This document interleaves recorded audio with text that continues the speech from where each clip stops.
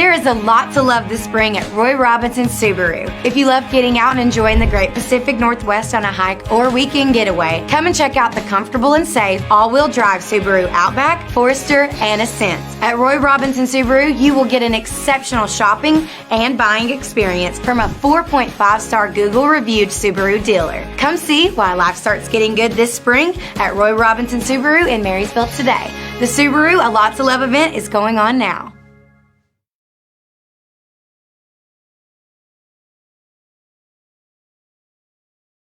Hello, it's great to be here. I really want to thank you for joining us today as we celebrate women. I'm Cassie Franklin, mayor for the beautiful city of Everett, Washington. And, I originally ran for office because I was really passionate about serving our community. I think it's important to me to do very meaningful work to make a difference, and public service really felt like a great way to do that. Prior to running for office, I had a background in housing and homelessness, and our city was facing, I think like cities all around the country, was facing some really challenges there. And so I thought it was a good time for me to bring my experience to the public sphere and to try to work together to solve some of those challenges. I think that it's an honor to be the first woman elected to this office here in Everett. I didn't feel pressure to win, to break that glass ceiling. But now that ceiling has been broken, it's awing. It's awing to know that I made history. And I think the pressure is there because women are often held to a higher standard. And when we are in elected office or when we're in positions of authority, I think we're held to that standard. And I feel an obligation to represent my fellow women well and to work really hard to elevate other women as up and coming leaders throughout our city and in our community. I think that in communities like Everett, where there's perhaps historically been fewer women in leadership, folks often will question whether a woman can handle the job. And I meet with my fellow mayors across the country, and we share stories. A lot of those are women like me who are the first woman elected in their cities, and share stories of some of the challenges I think that are specific to us as women that we face. But I know our community, and I've heard this from other mayors, people are excited to see women in leadership, excited for the more collaborative way that I believe women lead. And so I can't encourage young people who, if you're thinking about entering politics, do it. We need more young women running for office. We need those younger voices entering politics and more women leading. And then I wanted to just share, before I end my remarks, I wanted to share a little story about some of the best advice I've ever received. This was a few years ago when I was first promoted to CEO of Cocoon House, which is an organization here in the city of Everett. A board member gave me a couple pieces of advice that I thought were so good that I wrote them on sticky notes and hung them from my monitor for years. And the first one was to delegate everything. And this is kind of hard for folks in leadership, but I think it's important that we focus on the strategic long-term goals and not get lost in the weeds. And so that was an important piece of advice. And then the other piece of advice that I received was that it's not as bad as it seems. And this is a piece of advice that I think about every day. In positions in leadership, you often only hear the bad news, the challenges, the problems that you're dealing with. And you need to remember that is the news that elevates to you because you're the person that's being tasked with trying to solve those challenges, but that there's a lot of good things happening throughout your community. And so I want to leave you with the thought that remember what's working well and try to focus more of your energy there, and good things will follow. So with that, I want to, again, thank you very much for having me. I'm happy to be a part of this Celebrating Women 2021, and I want to welcome everyone and invite you to join me in celebrating women. Thanks for being here today.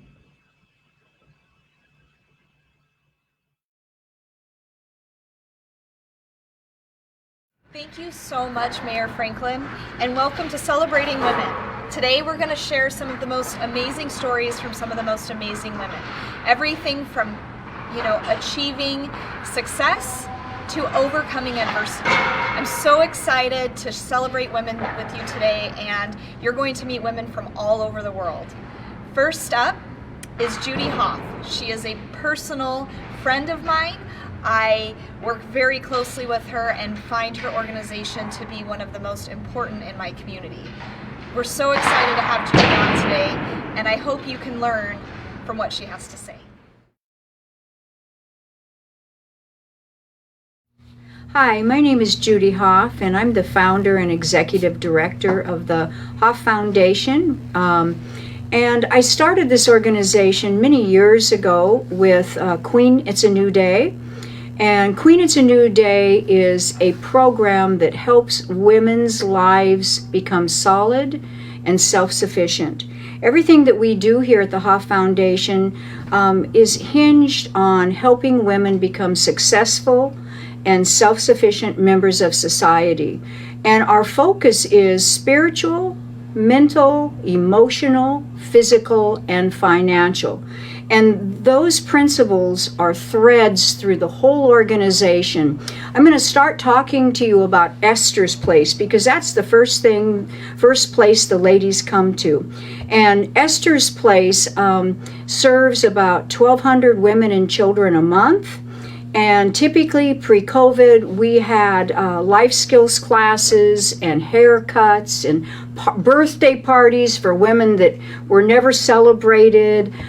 We had art therapists coming in. Our goal with Esther's Place is to give women and children a break from the tragedy and the trauma that they've gone through, that has put them in a position to be either homeless or sleeping in cars or couch surfing. So many of the women come from a background of trauma. They come from abuse of all kinds, and they're in a habit of living in PTSD, and they live their life that way, running from one dramatic trauma to another. So when they step into Esther's Place, they have the ability to sit down, relax, have a bite to eat, know they're safe, know that there isn't going to be any men walking through the door. They know that we are there for them. And our goal with the Esthers is to give them the resources that they need to take the next steps. So when I go to Esther's Place, my first step is always, what can I do to help you? And so every one of the women tell me, they say, I'm high on drugs, or I just got beat, or I'm homeless, sleeping in a car. They tell their true story to me, and so I can then offer them resources. We partner in our community with all the other nonprofits. So we have resources to offer those ladies and their children to be able to make a change in their life. And once they get a resource, then they can take action steps towards improving their life. Some of them come in looking for homes. They come in saying, how can I get off of drugs and alcohol? We have the partners in the community that we can connect them with that will help them go through the process to get off of drugs and alcohol and go into a rehab center and move their lives forward. Let me tell you a story about a lady named Debbie. Now, Debbie came into Esther's Place for 3 years, and she would lay on the floor and sleep because there was no sleep in her life. And she was literally homeless, sleeping in the woods with a very abusive man. And when she came in, she'd sleep, and then she'd get up and she'd have a bite to eat. She'd listen to a speaker. She'd receive the resources. She would start to have a moment of peace. And in that moment of peace became Debbie, a woman that said one day, I want to change my life. And when she said that, we were able to help Debbie get into a rehab because of the community partnerships. And she went into rehab, and when she came out of rehab, she went directly into our program called New Creation Communities. And it's a life skills program, housing, everything a woman needs to get her life changed and turned around. And Debbie moved into the house, and she couldn't hardly stand to be treated so well. She had a beautiful bedroom, a beautiful home, a nice kitchen. Food was given to her to get started. She had a closet, a shower, everything she hadn't had for over 8 years. And Debbie's in her late 50s. So it was really ingrained in Debbie to live without any responsibility. So when she got into the house, she struggled at first to adjust to live what we call normal. But now she's been in the house for 2 years. Through that time period, Debbie has reunited with her daughter, her grandchildren. She has a full-time job. She's saving her money for a car. She's forever grateful. And Debbie's just an example of hundreds of women that have come through Esther's Place to New Creation Community Housing Program. So after New Creation Housing Program, we also have Queen It's a New Day, which is a radical makeover from the inside out. And what we do is we pick the ladies up in limousine service, and we drive them to the location where they're going to walk down a red carpet and be ushered in by the men. They're going to receive back to work clothes, life skills classes.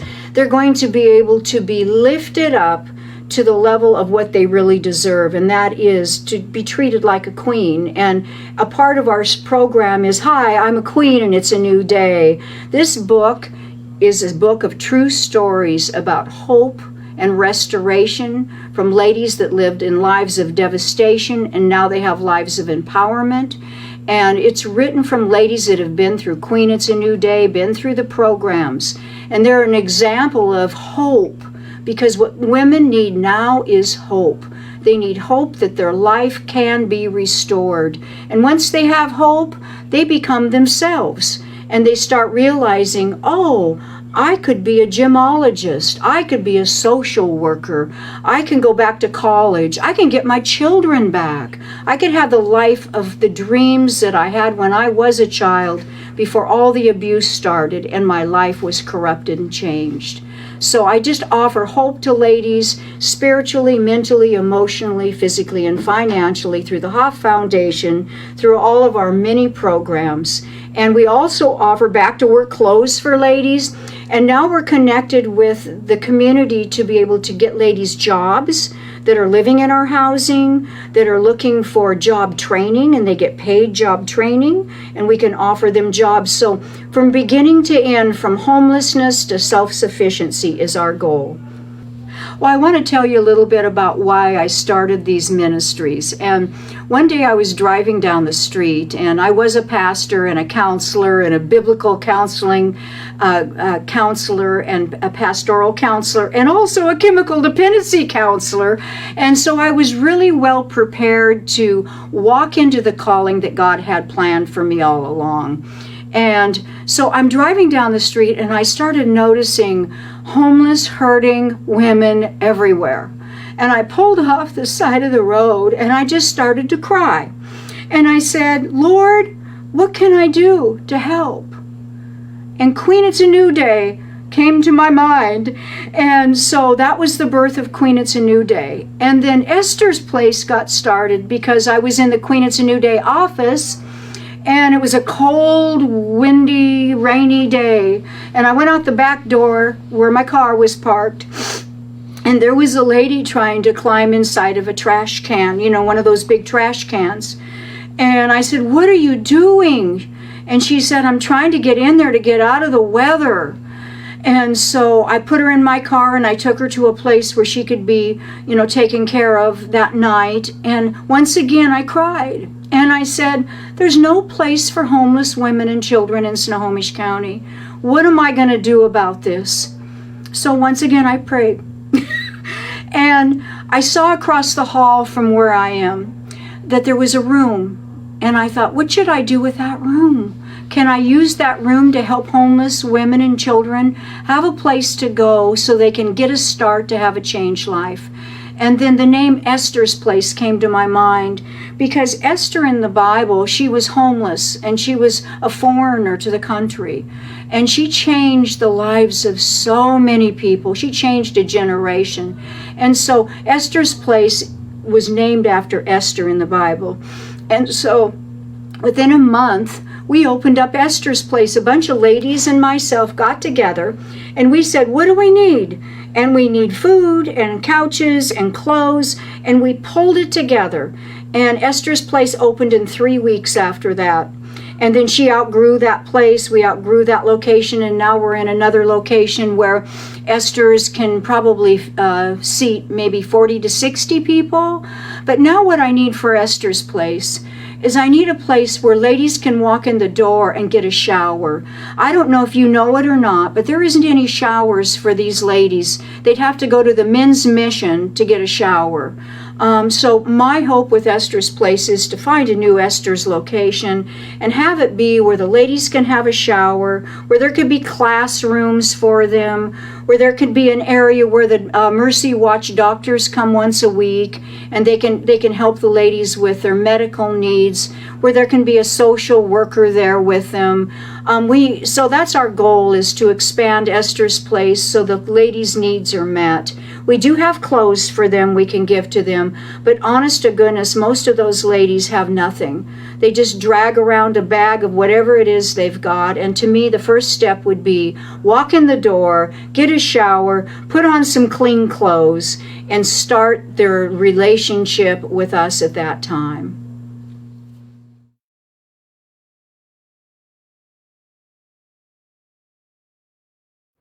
So we're super excited about the next guest. She is out of Oklahoma. She is a scientist, which is way above me, and someone that I love and adore, and is honestly the most fashionable person I've ever met, on a side note. But I would like to introduce to you Samantha Vu Tran.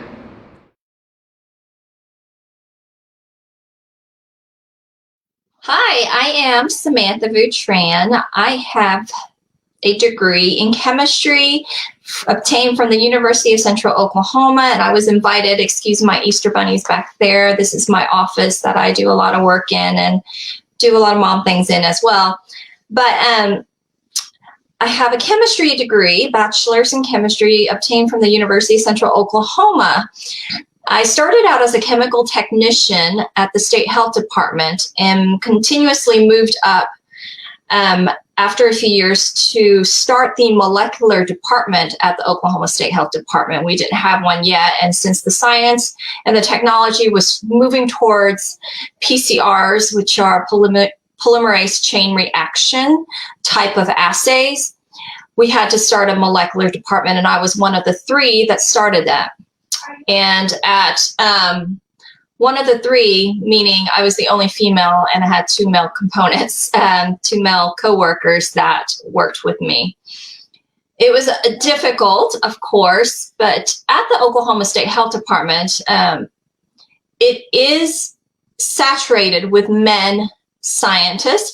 Now, let me correct that. There are a lot of male directors and supervisors. Now, the scientists in itself, the laboratory scientists, were mainly female. There were maybe more populated females than there were males. And in this industry, it's really hard for a female scientist to move up. I'm not exactly sure why, but it was difficult. Now, from a technician to a scientist to it's hard for a woman to move up from a scientist to a supervisor, one, but we do have a few female scientists, supervisors, but then it's really hard for us women to move up to the director position, and I'm not exactly sure why. We have the same credibility, if not more experience working hands-on in the lab. Now, I went from a chemical technician. I was hired on during 9/11. And then I continued to work and started the molecular department with my 2 coworkers. And my title then changed from chemical technician to molecular virologist. And then from there, laboratory scientist. And then I left the State Health Department about 2 years ago. just to take care of my family and then move on to different business ventures. But the laboratory is always a big part of me, and I have numerous friends and colleagues that I still kept in touch with.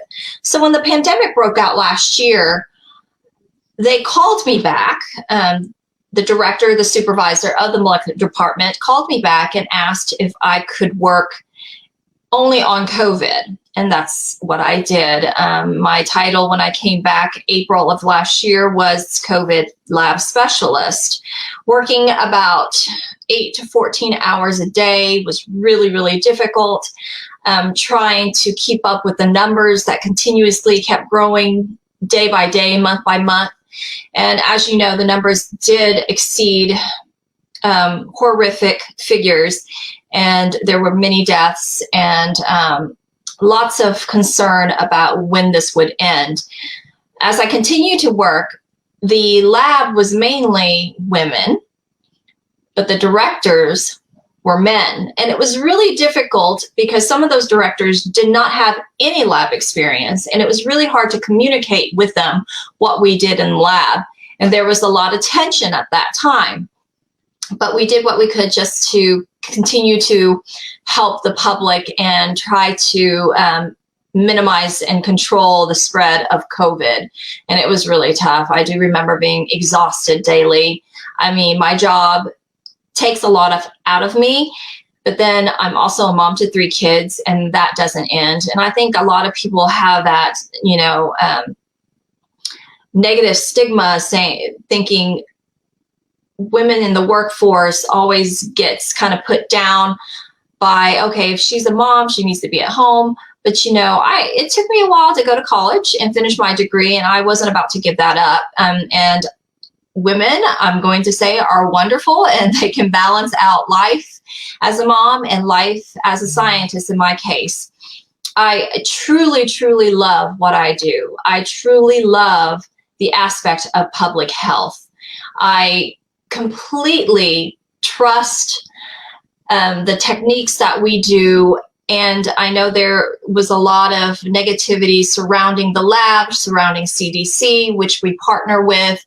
But as a scientist, ethically, I did everything I could to help with this pandemic. And it's really hard. It's really hard when when you're working in the lab for long hours and you don't have that leadership to vocalize the concerns of the ones working in the lab. And that was really hard. And I don't understand why it was like that. My contract ended in October, and I went on to pursue other things. We have a business. Right now, I'm currently working on getting my license to open a lab for pharmaceuticals. So that's exactly what I'm doing right now. And I did just finish a TED Talk last week talking about pageantry and how that has helped me in not only my personal life, but in my career. So that was a lot of fun to do. And now I'm here talking to you all about my achievements, which is really funny to me because I don't feel like it's an achievement, but more of a responsibility to the citizens of the United States. The things I did for COVID last year was I stepped up because there was such a demand. When my friend reached out and said, we are just overwhelmed with samples and we don't know what to do. We are understaffed, definitely underpaid. Nobody was listening to their concerns, and it really was disheartening to hear. So that's when I stepped up and stepped in and helped with the testing. I wasn't expected to do it. Nobody pushed me to do it. I did it on my own accord because I saw there was a need. And a lot of women in the science background, they choose to do that, not because it's a gratifying accomplishment or achievement, but they see the need and they feel it. I think it's that nurturing side of motherhood too. I mean, I knew during the pandemic, everybody was worried about testing. reagents was a big concern too. It was a nightmare. I will tell you, struggling. I don't know if you can call it PTSD, and I don't want to play down PTSD, but for sure it was. And to this day, I still think about it. And with the numbers decreasing, it makes me feel a little better. But I know with Oklahoma, the state of Oklahoma, we're going through some changes with the health aspect, the health department and public health services. So I hope I haven't bored you, but that's the gist of what I do. I love it. Being a scientist does have its challenges when people usually meet me. And I guess I didn't introduce myself in the beginning, but I am a former Mrs. Oklahoma America title holder. I carried that title in 2019. And so there's always people look at me when I wear my crown and sash and they think, oh, you do pageants. Wow, that's great. Probably pretty face with nothing to offer upstairs. But, I do have a lot to offer. And I stepped up last year helping with the COVID pandemic. Our concern last year was trying to keep up with the other states. Like I said, we were very understaffed. We had in April a total of 6 scientists testing. Eventually, we were able, with the grants and the funding, we were able to hire on more scientists. But yes, it was really stressful last year. My concern for the lab, I was just grateful that we had a good staff to work methodically, and we worked strategically well with each other. And we were able to push out 1,000 to 2,000 samples a day towards June when we had another assay approved. So we had new machines come in and a new assay that got approved, and we were able to use that assay, which was a little more efficient than manually extracting each sample. So we went from extracting and testing and reporting out 200 to 500 samples in April. And then by the end of July, we were pushing about 1,000 to 2,000 samples. So that's incredibly satisfying to me. That's the nerd in me. I do want to succeed and be able to excel in the field, and I think we did with the help that we had. So, but other than that, I am completely and truly fond of my career choices thus far. Being a scientist is a joy, but like I said, now we are off on other adventures, trying to validate a new assay for pharmaceuticals and medicinal marijuana, and trying to open that lab. And hopefully in the future, we'll have that going. And I hope you will continue to support the work of scientists. And please know that we do everything ethically right. We try to, as scientists. Now, I can't acknowledge what others do, but I know that the work we do is honest and hard.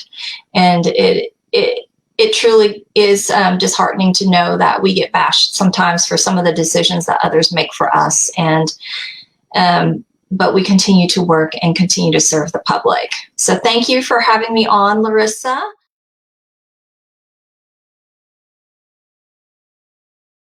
You couldn't tell by now, I'm kind of bringing you around our building.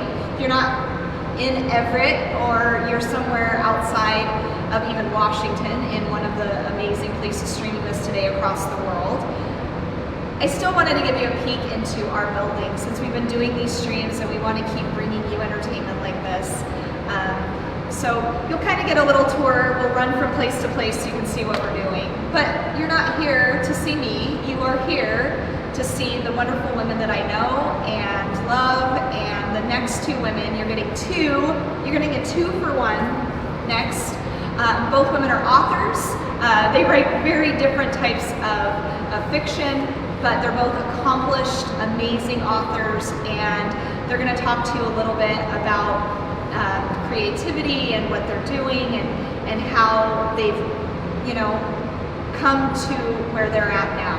I'm super excited to introduce to you Angela and Sheena. So Sheena, tell me a little bit about your book. Oh, yes. So my name is Sheena Monin, and I am the author of Leaving Safety. Leaving Safety is a science fiction novel that I was able to finish writing and publish in 2020, despite COVID. So I was able to put all of that work from home time and free time to good use, and actually take an idea that I had about 5 years ago and actually bring it to its conclusion and self-publish that. So it was really exciting, but I think more exciting to me than even that has been building my own media company. As you know, Angela, sometimes when you're sitting down to write a book, things don't happen perfectly, and sometimes having a helper or some support would be really, really nice. So I'm working behind the scenes to build sort of a writer's community where I'll be able to offer training, resources, etc. to anyone who joins the community. And that's through my company called Luminosity Media Group. So it's women-founded, women-led company, and very, very excited about all of that. So Leaving Safety was kind of my debut fiction novel. Angela, I know you have many, many books under your belt. So what kind of books do you write? Horror, which is strange because someone with the name Angela Darling doesn't seem like the kind of genre that I write. But I was a bit of a weird child, and I grew into a bit of a weird adult. So I'm just kind of making it work for me. But I've been writing since I was probably about 7 or 8. I attribute that to my mom. I would see her just reading. Her nose was always in a book. And so, of course, I kind of picked up on that hobby. And before I knew it, I was just getting lost in these different worlds and different characters. And the day came where I was like, I wonder what it would be like if I were to create that myself. And then I got kind of into Edgar Allan Poe, and that's kind of where that horror came from. I love that kind of Victorian Gothic type horror, the stuff that kind of settles into your bones, my most recent book was actually a book based on a small town that I visited in Oregon called Rogue River, and I just loved it there. It was so rural, and there was a lot of really interesting history about the land, specifically about this vortex. So I had to kind of write a story around that, and 2 miles was the result of that. So I think in terms of being a female in this industry, though, I think compared to even 10 years ago, I think the same could be said for any industry truly that you want to get into. But there's a lot of doors that have opened up for us as women. And I think even kind of going the indie publishing route really kind of, created this whole network. Like Sheena, this is the first time we've actually met, even though, we connected a while ago. It's all about that networking, and, here we are. So it's pretty cool seeing things kind of open up for us as women. Yeah, absolutely. And I'm super curious to know, I know for me, when I finally got my idea out there in the open and published it, it was very, very empowering, and it made me feel a sense of not just accomplishment, but also independence. How does that feel for you every time you put a new book out? Absolute terror, to be honest. I think a part of it is the fact that I feel a little bit, when it comes to my writing anyway, I'm a bit of a perfectionist, and it's never quite done. And I don't know about you, but I look at some of my earlier stuff and I'm kind of like, ooh, yeah, no, I could have done something different there. That was horrible. So it's really interesting kind of seeing the evolution of my books from the very first one that I published back in 2011, Fallen, to now. And I really kind of feel like I'm coming into my own in a way as a writer. And I think that's a wonderful thing about this industry too. I don't know if kind of you felt that when you were writing your first fiction book, where that idea came from. Where did that idea come from? Yeah. So I'm actually a secret nerd. So I don't watch movies for fun. I watch documentaries, and I watch all of the lectures. I love a good lecture. And so I was watching one on outer space, I think, and just the possibility of inhabiting other planets. And I started thinking, what would it be like to actually have a secret scientific society, up to no good, of course, that was living with people living on the moon. And so I just decided to run with it from there. But I think it's really cool, though, to take a look back at some of our earlier work and just sort of pat ourselves on the back and see how far we have come as writers. It's super encouraging. I agree. Yeah. Have you ever watched any movies I know there are a lot of space movies out there now that are kind of horror space movies anyway. Like, have you watched anything that's kind of inspired you? You know, the one, I can't remember what it's called, of course, but the one about the family that's trying to reach Alpha Centauri, and then the young kid, the little boy, has the robot that he kind of befriends, and you're not really sure if the robot is good or evil. So that one it wasn't an inspiration for the book, but it was kind of an affirmation that I was kind of on the right track in some ways, because the show's really popular. But yeah, I do occasionally watch some sci-fi shows, but anything outer space, I'm all there. It's so interesting. I haven't read your book yet. I'm sorry. I need to get around to it, I know, but I'm curious. No worries. Did you get any inspiration from society in general and kind of technology and potential evils there, that sort of thing? You know, something that's always been very interesting to me is human DNA, and how DNA it essentially obviously controls our body, and it controls how we look and how we are. And to think about using technology and science to change our code, so basically altering our genetics, our DNA, that is highly, highly intricate in my book. And I've spent a lot of time researching that. So I think that technology and science is, again, it's just that nerdy part of my brain that can't get enough, and definitely colored and influenced this book for sure. So your nerdiness is not so secret now. I know, people look at me and they're like, wow, you're a nerd? I don't believe you. I'm like, yeah. I'm the quiet one, but I'm a nerd. But I'm so curious. So you are a horror author, and I must tell you, horror plots and coming up with all of that type of drama, like, where does it come from? Honestly, I think my fascination for the genre is it's kind of the only genre that you can get away with having a non-Hollywood ending. And I am a non-Hollywood ending kind of girl. I'm not, it's just not realistic to me. You know, life is not that perfect. It doesn't, you know, things don't get wrapped up in a nice little package. And I think some things are kind of bittersweet and open-ended. And a lot of my endings are kind of just that. And I don't know. Again, I think it's probably inspiration from those things that kind of inspire you, you know, the fascination. You get fascinated with one thing, and then it kind of snowballs into this bigger plot. I think for Fallen, it's kind of more of a Victorian Gothic horror. So it takes place in 1830s Virginia. And the entire novel was inspired by one specific thing that fascinated me, and that was old-fashioned gentlemanly duels to the death. And then, of course, that kind of, I really want to write a book about a duel. And then how would that be? You know, what if that duel happened between two brothers? But what would two brothers fight about? Oh, a woman. And it kind of just went from there. And that's kind of how ideas happen for me. And I don't know if that's kind of the same for you. But are you thinking about writing a sequel or another book kind of in a series, or?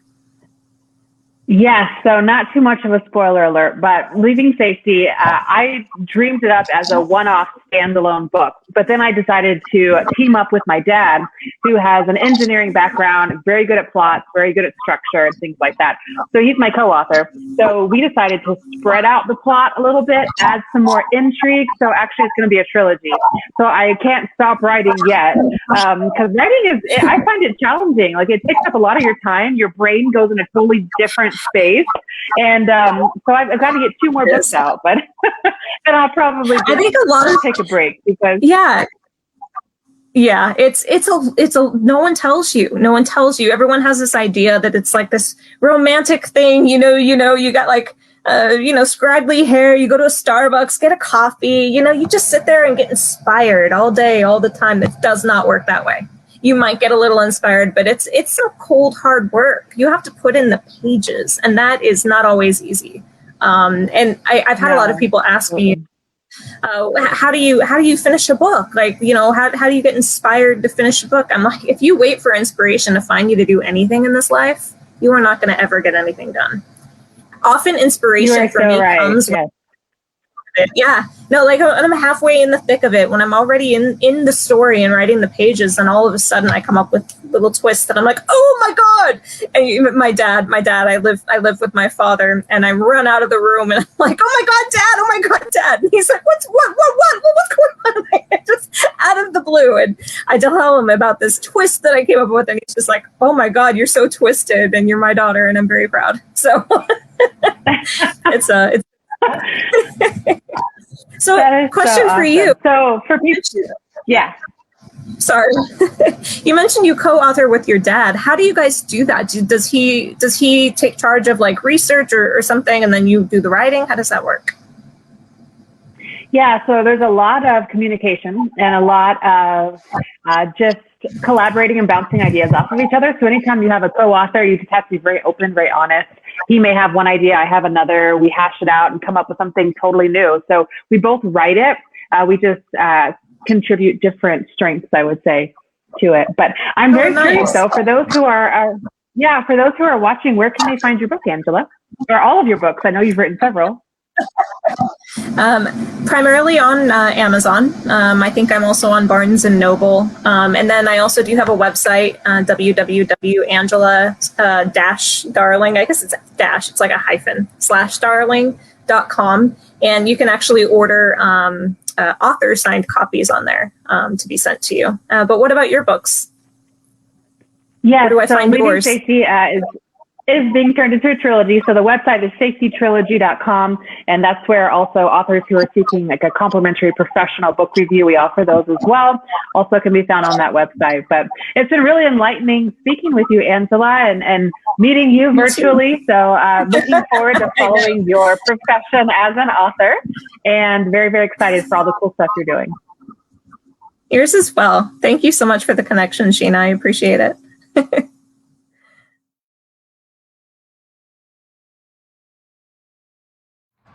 The next lovely lady is a friend of mine, someone I admire, someone I haven't seen in years because she moved out of the country. She served in the Navy, and she's going to tell us a little bit about what that experience was like as a woman. So excited to have my friend Tracy on.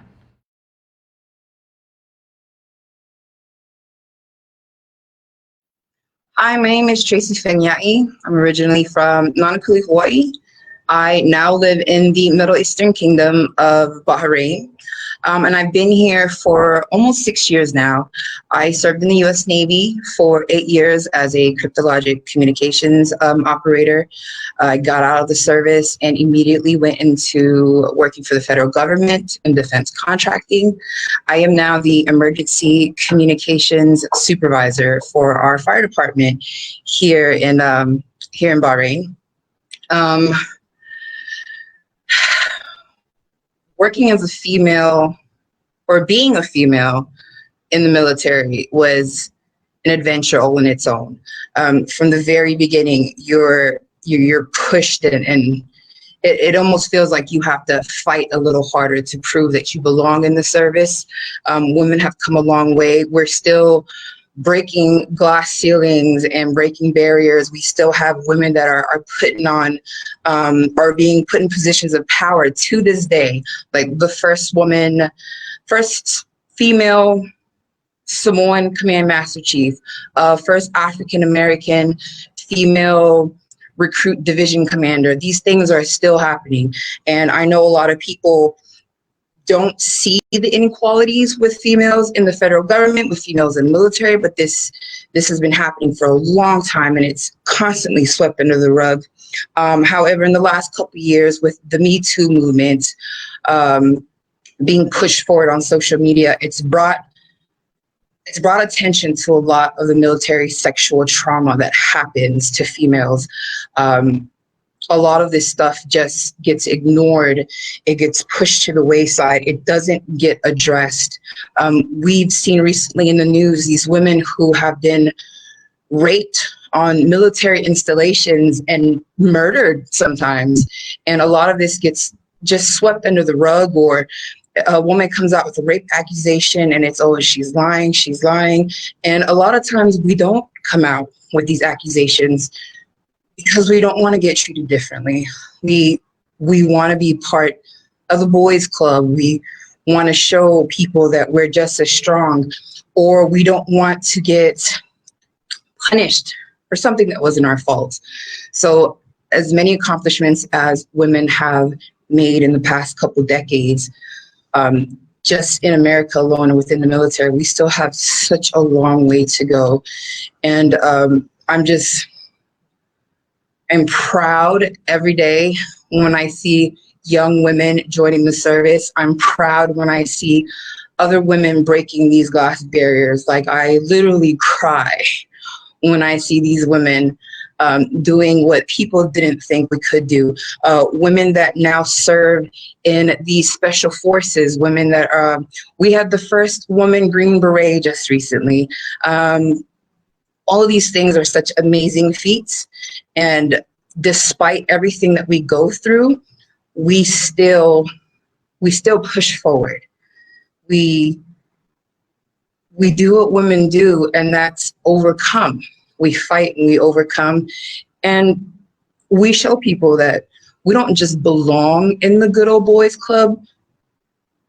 We belong in our own club, because there's no comparing what we can do with men.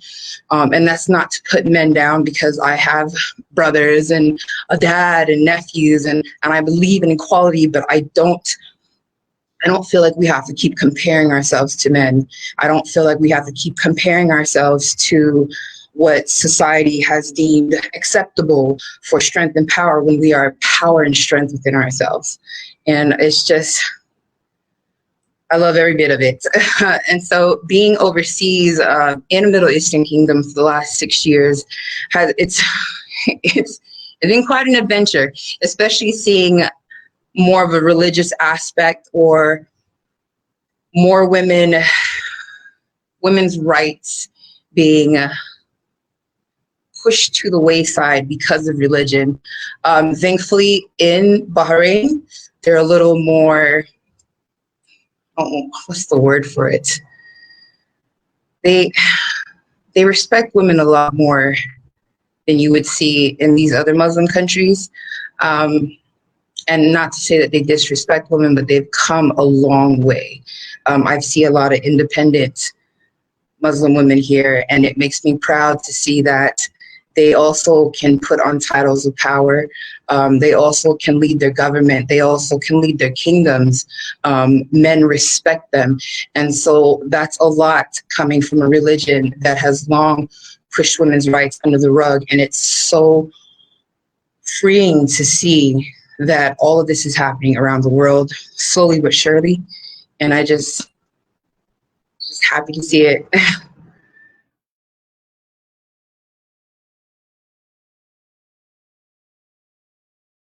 Next up is Wendy Roach. She is a medical administrator, and she currently holds the title of Miss Plus Intercontinental. I'm so excited to have her on. She's always such a positive force, and I know she's going to contribute something that we'll all be able to take home at the end of the day. Hello, my name is Wendy Roach, and I am Miss Plus Intercontinental 2021. I also work as a healthcare administrator at a top 10 healthcare organization in the United States. I've been blessed with many wonderful opportunities in my life, and recently just won my title of Miss Plus Intercontinental in the month of February. I was so excited and just so overwhelmed to be able to represent women above a size 12 globally and over the age of 35. This is going to be an amazing and incredible year that I've been looking forward to see and go out and enjoy spending time with other women around the world to talk about leadership and being their best self. Now, you might ask, how many things have I actually accomplished up to this point to get me to where I am? One of the most important things that I've actually done is making sure that along my journey in life, I have selected things that have made me a better person, made me get to the next level. And I think that that is really important. As a woman and as a leader, I always find that we need to think strategically about what we're doing, whether it's in our personal life or in our professional lives. So what do I mean by thinking strategically? I actually have an example of working in a hospital. And when I first started working in the hospital, I kind of saw this division between clinical and non-clinical personnel. And not that it was meant to be that way, it just happened to be there. And I had some difficulties with cultivating some relationships with some of the other departments because of not having that clinical background. Well, thinking strategically, I said to myself, you enjoy education. What is something that you could do to potentially help you to understand a little bit better of what the clinical departments are going through?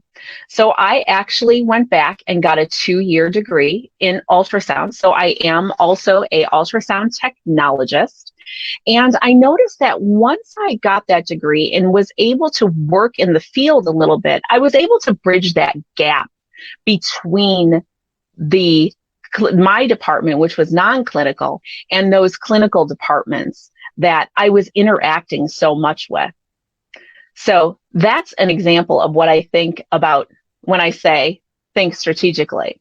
Now, you might say, how can I do that in my personal life? You can absolutely do that in your personal life. As a leader, I have a hard time cultivating friendships because of the fact that I can't associate too much with my associates. And where do you spend most of your time? You spend it at work, right? Of course. So I had actually started looking into things that I enjoy. And one of the things that I enjoy has always been fashion and pageantry. So I looked for a plus size pageant that would cater to women that had like or similar interests that I had. And I enjoy doing volunteer service. I enjoy getting out there and interacting with other people. And that's actually how I got into pageantry and started cultivating friendships at an older age. Another thing that I would like to recommend is that you need to be grateful for every day and every opportunity that has been given to you, because one way or another you learn from it. And I had a couple of devastating events in my life where my father had actually passed away from pulmonary fibrosis at the age of 61 years old. And it really impacted me in the aspect of appreciating time, that you don't know how much you really have. So I make sure that I start every day with a grateful heart. And as a part of my reign, my goal is to actually travel to some of the international locations that he had gone to and recapture some of those photographs that he actually took when he was there.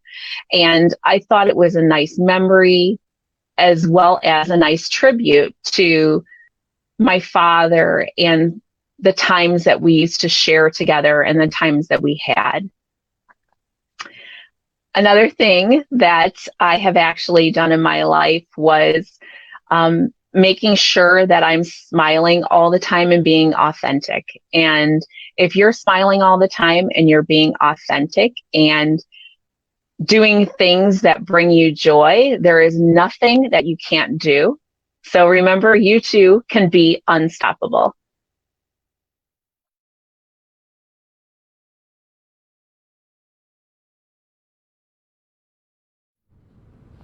Unfortunately, one of our speakers weren't able to make it today because she is sick, but she still deserves the recognition, and I want to tell you a little bit about her. Her name is Nidhi Yasha. I met her 2 years ago at a fashion show.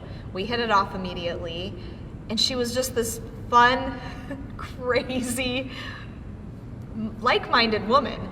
And I couldn't believe who she was. I couldn't believe her resume, that this humble woman had accomplished what she had accomplished. She has costumed a dozen Bollywood films. She has been featured in Vogue India, and just this last week, she had a piece picked up by Anthropology that you can get on their website right now.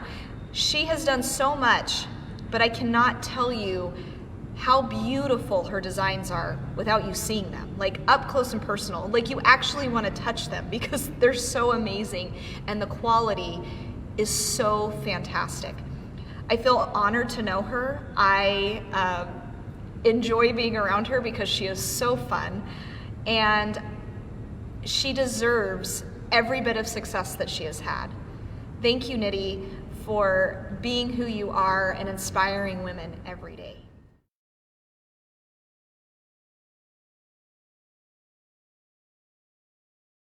There is a lot to love this spring at Roy Robinson Subaru. If you love getting out and enjoying the great Pacific Northwest on a hike or weekend getaway, come and check out the comfortable and safe all-wheel drive Subaru Outback, Forester, and Ascent. At Roy Robinson Subaru, you will get an exceptional shopping and buying experience from a 4.5-star Google-reviewed Subaru dealer. Come see why life starts getting good this spring at Roy Robinson Subaru in Marysville today. The Subaru A Lot to Love event is going on now.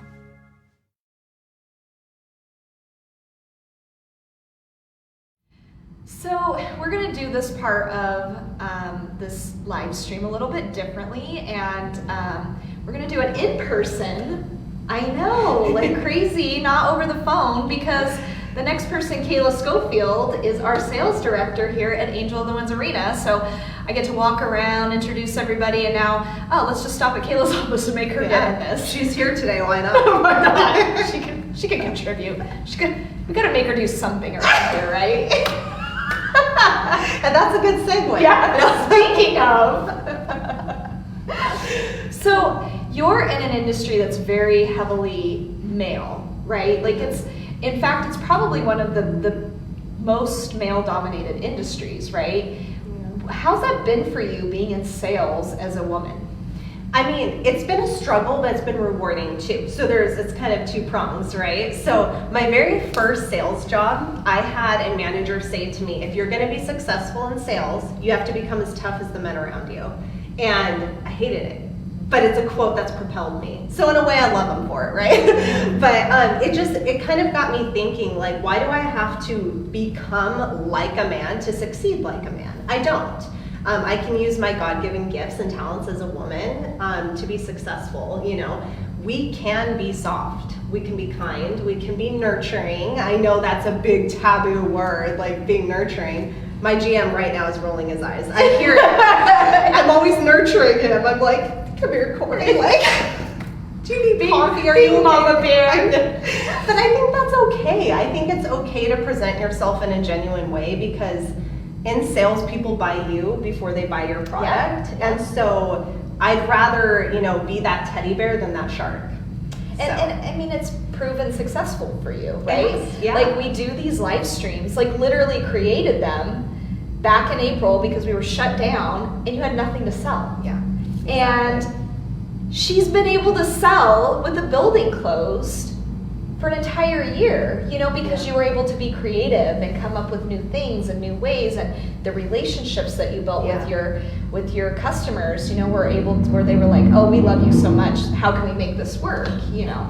Well, we do. Well, and it's about relationships, right? Like even in marketing, like everything we do is about the people we work with, whether it's our clients or our coworkers. Like, you're my best friend, right? Yeah, I know. Who would have thought, a year ago? No, who would have thought you would want to be my friend? We would have liked each other. I know. Actually, Corey thought we wouldn't. I know, isn't that funny? But that just goes to prove it's all about relationships, and that's how you're successful in the industry. I think a lot of people too, they think of strength and here's strong and here's weak, and being kind and being generous and being authentic is mistaken for weakness. Yeah. And being rude and cutthroat and pushy and aggressive is being strong.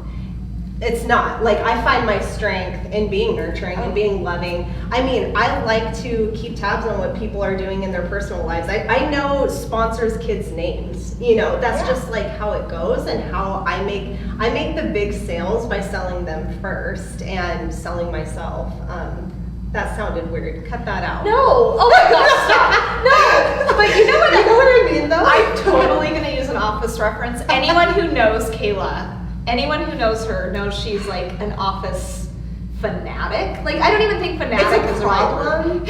It is. But I identify that. But I thought of what you just said about that, you know your sponsor's kids' names. It made me think of like Michael, when he was like go in and he like tricked Dwight and like knew all of the stuff about he knew about his customers, and no one understood why he was successful because he was such an idiot. Like, how is this guy successful? And it was for that reason. He had relationships, he was likable. I'm not comparing. He had the color-coded notes. He's like, green means go ahead and shut up about it.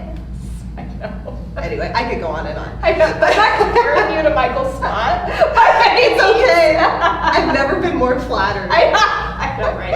Only you would be. Yeah, right. But wow, we went off on a tangent there.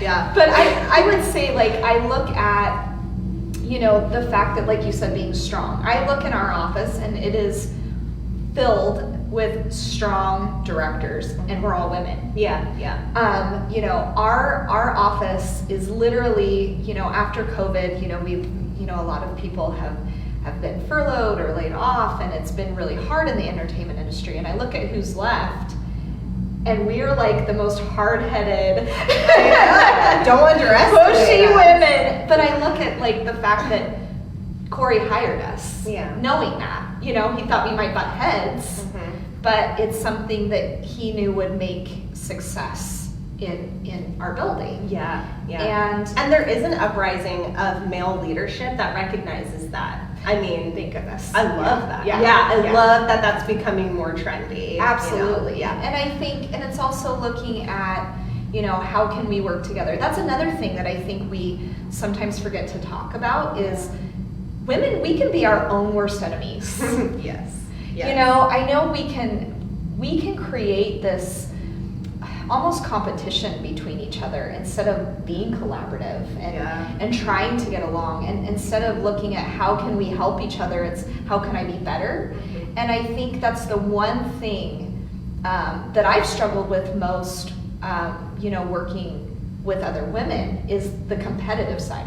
I'm competitive. Same. And I'm strong, but I look at both of us being very similar, but we get along great. Yeah. And I think it's just being able to recognize that in ourselves and not look at it as this person's trying to take my job. Right. Or this person is trying to outdo me. Right, it's rising together. Yeah. And I think that's what it takes to be successful. It's not a race to the finish line, it's making sure we're all linked and going the same direction. Exactly. That's basically what, it's so funny. This reminds me, my first day on the job, I got a call from, I don't even remember like who the prospect was, but I get on the phone and I'm new, like it's my first big girl job, right? Being a director at an arena. And he asked me a couple of times, like, can I please speak to the sales director? He couldn't believe a woman was in my position, right? And I had two options. I could have been really intimidated by that, or I could have drawn strength from that. And that's what I decided to do, was to draw strength and be like, yeah, actually, I am the director of sales, and kind of went from there. And I remember he ended up being a really nice guy, but there's that kind of that stigma still, that leadership means male. Yeah. And that's just not how the world works anymore. So No, absolutely. it's kind of fun. If you think about it, it's kind of fun that we're able to, shatter that glass ceiling. And I think too, like the balance, both of us are moms. Yeah. My kids are teenagers. I have one in college now, which I don't know if I should have just said that out loud. Yeah, you just aged yourself. I know, Larissa. right? But you have little ones. Yeah, what is that like, balancing that, being a mom and then working? Yeah, well, it's so funny because my husband's a stay-at-home dad, and he obviously works harder than I do every day. We're little monsters because I have a 2-year-old and a 1-year-old, and just being able to, like, you're always on, right? I'm either here working and kind of being in sales and being a leader, but then I go home and I transition into being mama and, you know, caring for these little men. Like, I'm raising them to be in a world where I want them to be kind and soft. And I feel like that's another stigma, Larissa, is men, you know, they're afraid to cry. They're afraid to show vulnerability. Yeah. And, you know, I want to raise those little boys to be vulnerable and kind and soft and all of the things that I'm doing in my job. So trying to kind of transfer that over. And also, you know, my husband, like being a stay-at-home dad, like a lot of people are like, you do that, like you're a guy. Yeah. But it's been wonderful to see him because he's so talented and nurturing and loving and so good at child rearing. So it's been fun to kind of see those different dynamics that aren't necessarily traditional, but they're working for us. And we did the same thing. Eric and I would switch back and forth. So at times he was home with the kids, and then I would be home with the kids. And I'll tell you, being a stay-at-home mom was the hardest job I've ever had in my entire life. Yeah. It is truly thankless work. Yeah. But at the same time, it's so rewarding. But I'll tell you, it was hard. You know, it was really hard. So when I got to go back to work, and I'm saying it that way, when I got to go back to work because, you know, my kids were lucky enough to never be in daycare. But I'm also someone who wants to achieve things and do something. Yeah. And it's hard when you have to feel from society that you have to balance both. And I feel like my husband, you know, I'm very lucky. My husband's like your husband, and he was willing to take on those responsibilities and let me do those things. Not everyone has that. No, and that's true. And I think, but at the same time, any woman who wants to be home with their kids, it's more power to her. Oh my gosh! Yeah. I will tell you right now that if you are a stay-at-home mom, you're a saint. Oh my gosh, you're a saint. Yeah. It is the hardest thing. Yeah. It truly is the hardest job I've ever had. And isn't that weird too, how society, if you are a working mother, they label you as, oh, she does it all, right? Like, how does she do it all? And it's so funny because it's like, well, isn't that kind of a no-duh that I can do all those things? like why can I only be one or another? Like, it's just so strange to me. Like, if a man were to go out and be an executive at his company, but also have 2 little ones at home, he's not doing it all, right? That's just, it's normal. But a working woman, oh man, she does it all, she's superwoman. So it's just interesting the different labels we have in society when really, like, we're all just trying our best at the end of the day. Right? And I think that's the truth. And I think ultimately, are you a good mom or are you a good dad? It has nothing to do with are you able to do it all? Yeah. Because I can't do it all. No. Even when I try. I know. It does. It does. Absolutely. Yeah. Thank you, Kayla, for coming. I feel like Oprah here. I got a little break from work to talk. I know, right? We got to chat and not have our garden behind us. I know. We'll superimpose it. I know. Yeah. Can you do that? Can you technical director? We'll add our secret garden. That was my favorite book as a kid. Anyway, thank you, Kayla, so much. This was fun. Thank you. Thanks for having me.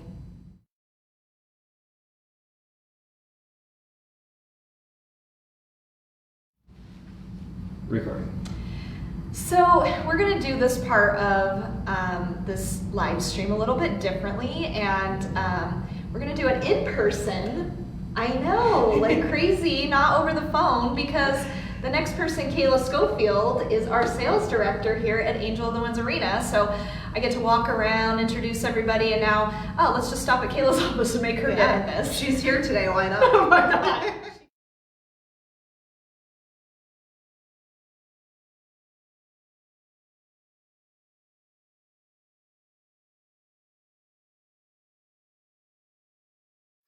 First of all, I would like to thank you, Larissa, for having me on this important platform.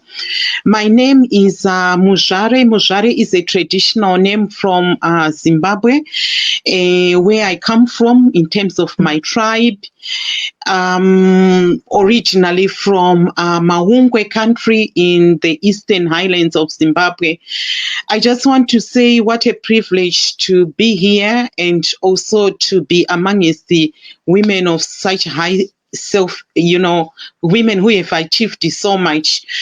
What I would like to do first is I just want to share my story so that you can connect to whatever I'm going to say about women. I started activism at a much younger age, most probably at age 5, when I noticed that women and girls were being physically abused in my neighborhood of Chitungwiza in Zimbabwe. And then at one stage, I actually said to my mother, she should escape domestic violence. But according to her, it was like a shh, we don't say things like that in public. So as a young girl, I was very worried about women who were older than me who couldn't stand for their rights. And I think at that stage, I should have developed as an activist. But it was a long journey to be what I am today in terms of activism, because as a little girl who is growing up in a patriarchal system where women don't have rights, certain things are taboo to talk about, especially when I got raped when I was age 6 or about to turn 7.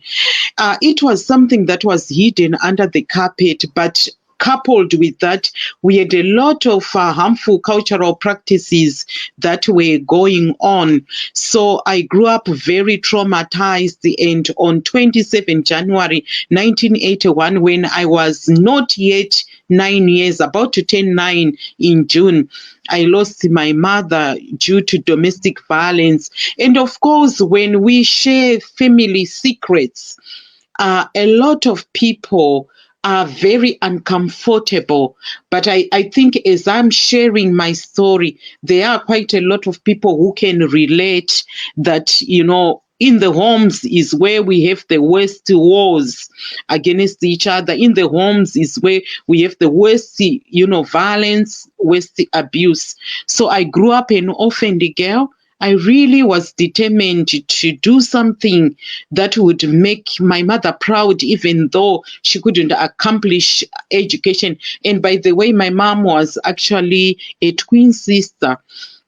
So I struggled with my education, but one thing I recall up to date, and the story I want to really share with the world, is that there was one bus going to a girls' school, and that one bus held my hope. It had my aspiration that if I boarded this one bus to St. Dominic's, I write my entrance test for Form 1, I would be a woman who would be like a lawyer or a police officer or a magistrate who then could challenge all these abuses that had taken place in our homes and in our neighborhood. So that one bus, I almost missed it. But when I got on the bus, I took opportunity to write an entrance test, and I came as one of the top girls. And of course, I was going to a dream school, which is St. Dominic's. No shoes, no money, no books, nothing. And in Africa, if I had not run for that one bus, I could have missed my whole life. So I want to say I come from a history where I know missing an opportunity is also missing life. That's why I had to really work hard to be where I am. But also looking after my siblings, I had a brother who was only 9 months or about to 10 months. Just to know that he had a mother at that stage was so heartbreaking. 2 years after my mother died, my brother, who was autistic and something we didn't know due to lack of knowledge on mental health for children, drowned and died. And he was my brother. Really, really, I was shaken. I was heartbroken. And it was like although I wasn't a daughter and I had become a mom, I thought I would actually protect the children my mom had left me. Little did I know that even as that pseudo mom, a daughter turned into a mother, I was going to lose a child at that age.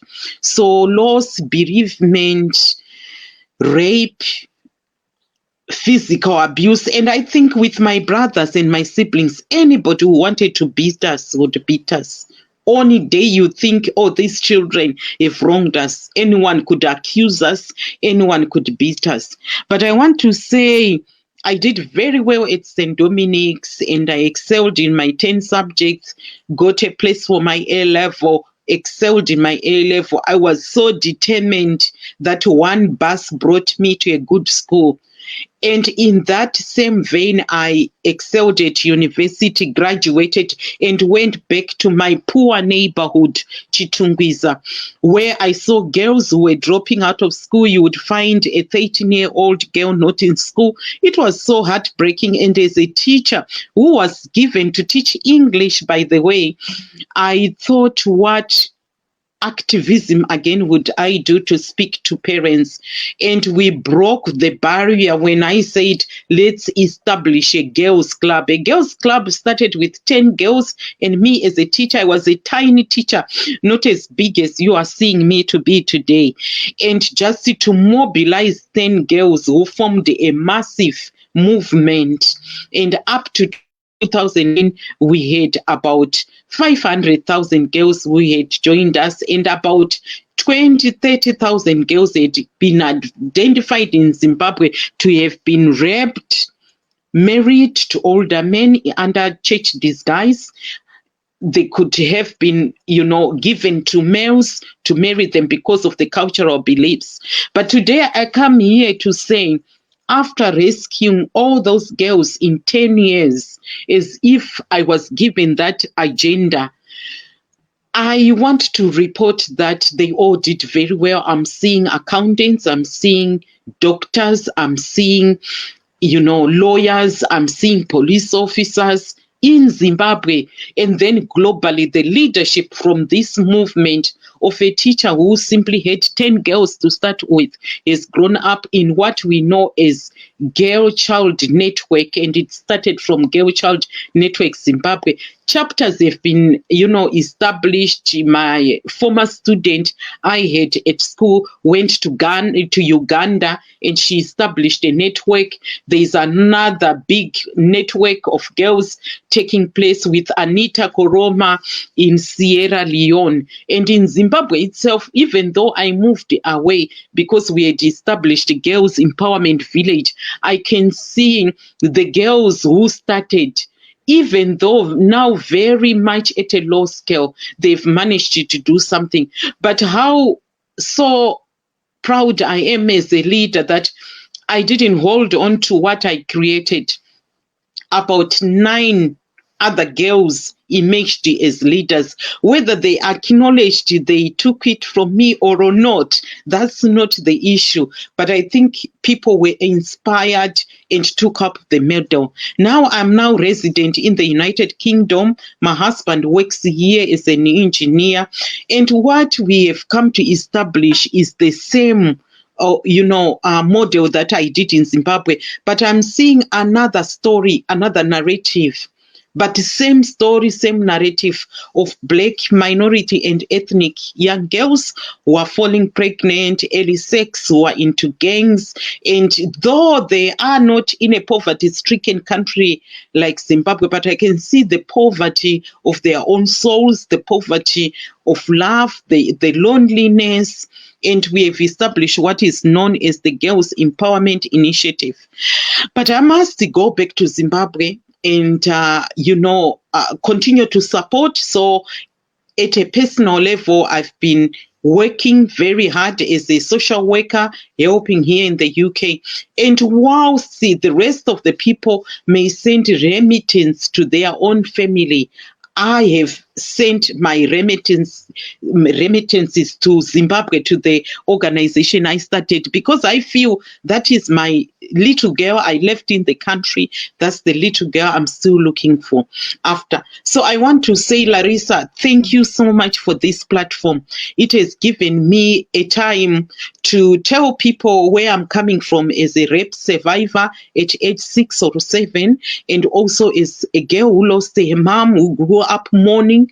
And today, when I stand on these platforms, I come to think, had I not taken that one bus to St. Dominic's, most probably I couldn't have known Larissa. I could not have known all the great women on this platform.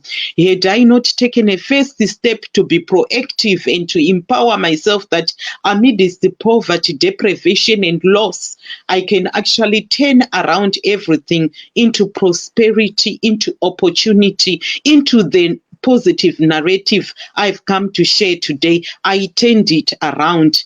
So many ways you can also get to find to see my story. It is on a documentary called Tapestries of Hope, when I am actually in the field and actually supporting young girls to reach their potential.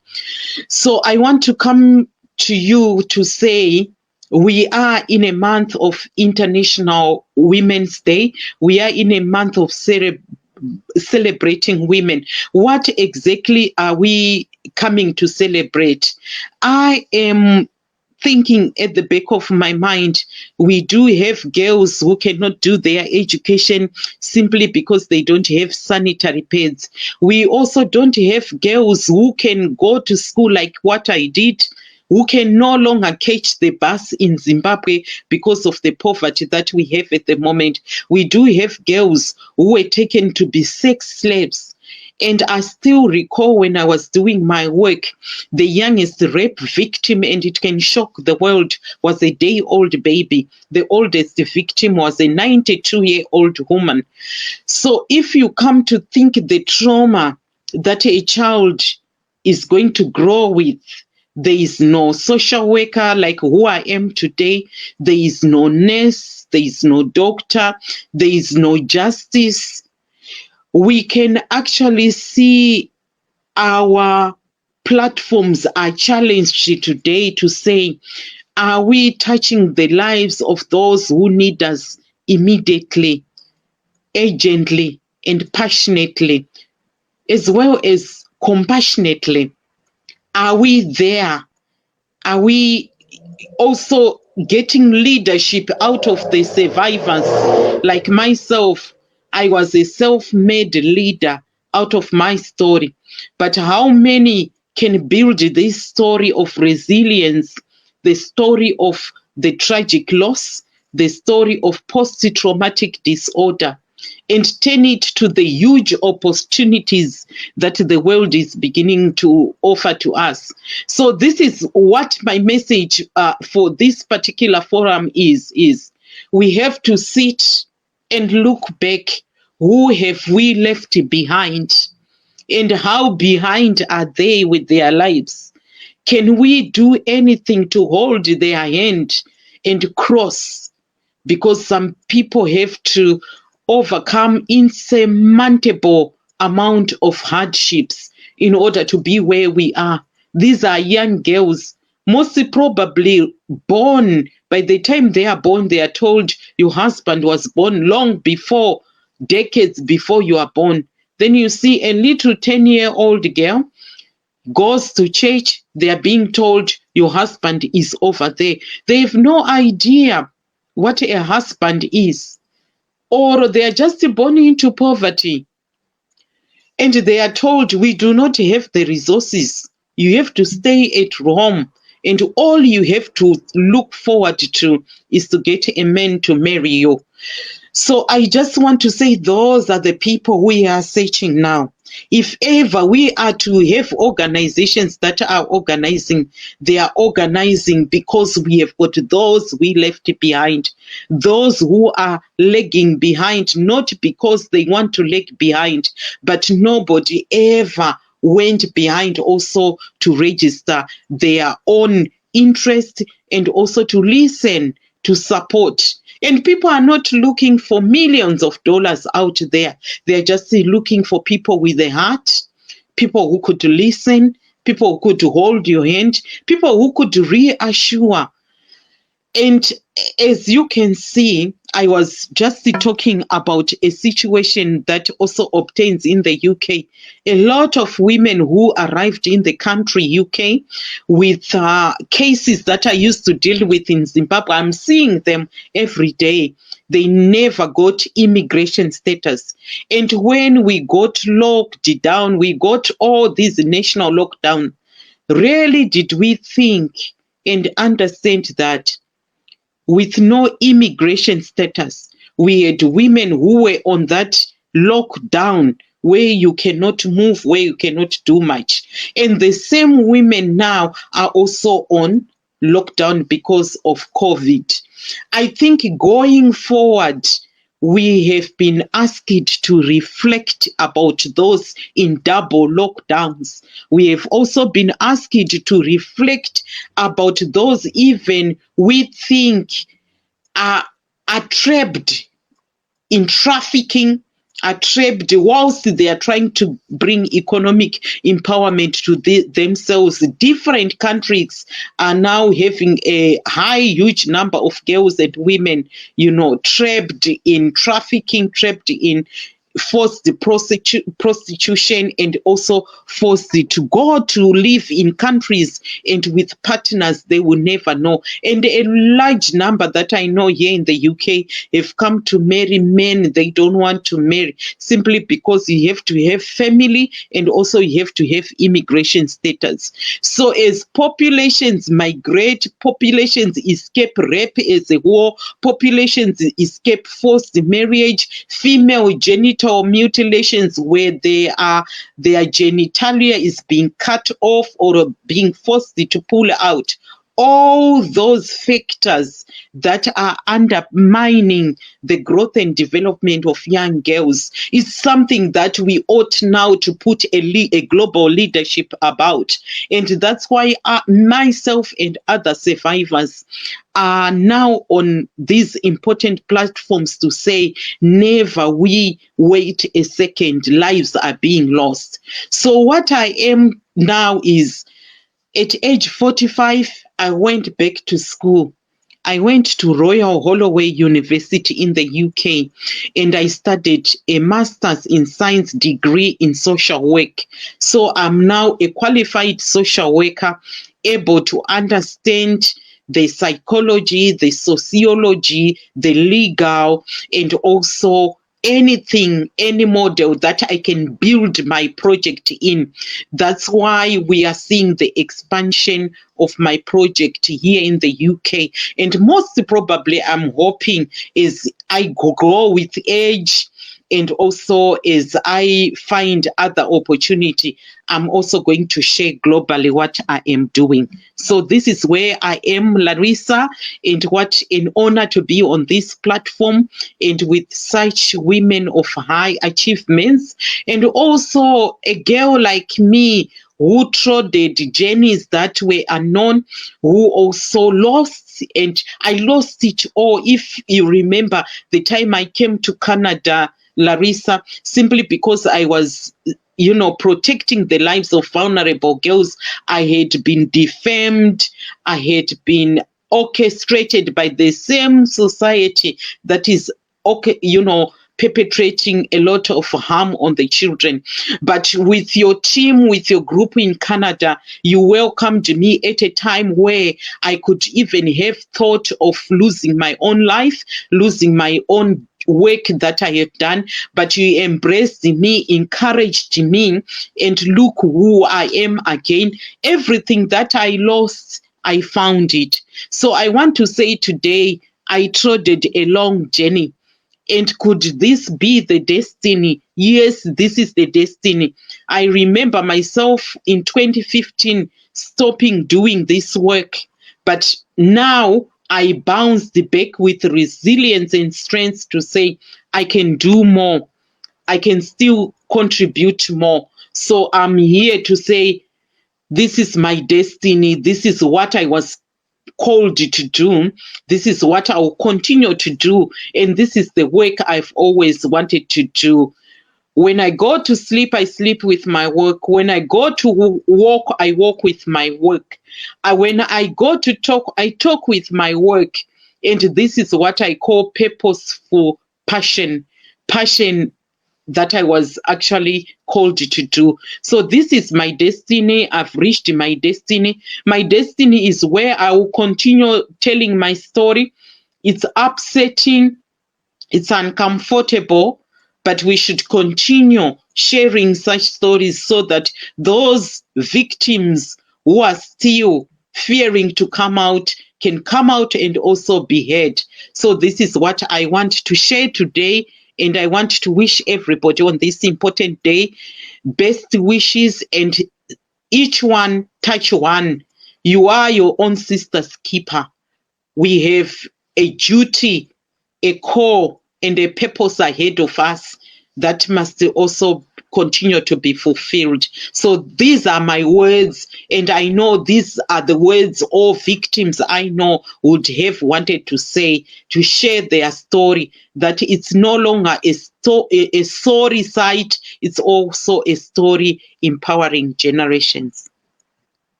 Thank you so much for celebrating women with us today. We are so honored to have these amazing women, and honestly, there was so many more we wanted to have. We can't reach them all. But we hope that you'll go out and honor a woman on this last day of the month of International Women's Month. Thank you so much for joining us, and please share these stories today and then go out and share your own.